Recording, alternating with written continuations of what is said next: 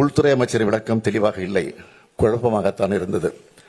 2023 ஆண்டு தெலுங்கானா மாநிலத்தில் பரப்புரை செய்ய வந்த பிரதமர் மோடி அவர்கள் சாதிவாரி கணக்கெடுப்பு நடத்தி மக்கள் தொகை அடிப்படையில் சமூகங்களுக்கு பிரதிநிதித்துவம் வழங்க வேண்டும் என காங்கிரஸ் கட்சி சொல்கிறது.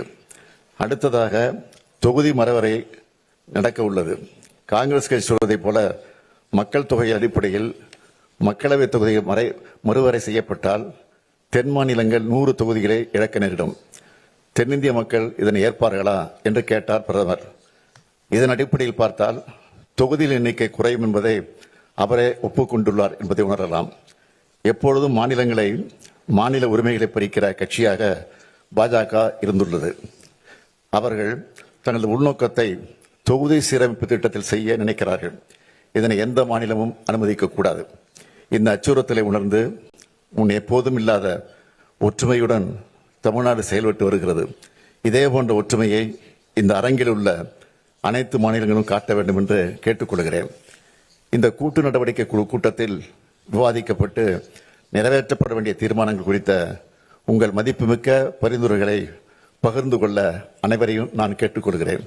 இந்த குழுவிற்கு நியாயமான தொகுதி மறுசீரமைப்புக்கான கூட்டு நடவடிக்கை குழு என்று பெயரிட நான் முன்மொழிகிறேன்.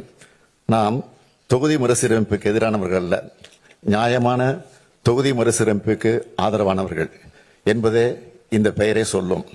ஒரு நாள் நாம் கூடி ஆலோசித்து தீர்மானம் நிறைவேற்றுவதில் மட்டுமே இந்த போராட்டம் முடிவடைந்துள்ளது.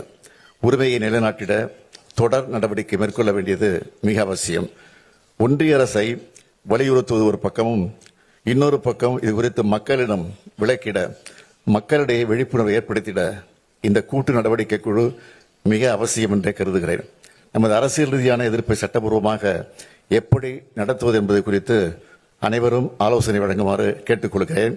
அரசியல் மற்றும் சட்ட நடவடிக்கைகளை வரையறுப்பதற்காக வல்லுநர்களின் குழுவை அமைக்க நான் முன்மொழிகிறேன்.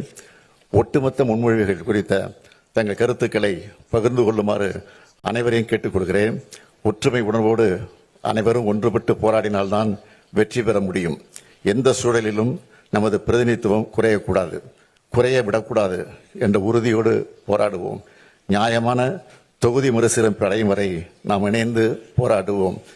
எங்களது அழைப்பை ஏற்று வருகை தந்துள்ள மாநில முதலமைச்சர்கள், துணை முதலமைச்சர்கள், அரசியல் தலைவர்கள், நாடாளுமன்ற உறுப்பினர் அனைவருக்கும் மீண்டும் எனது நன்றியை தெரிவித்துக் கொள்கிறேன்.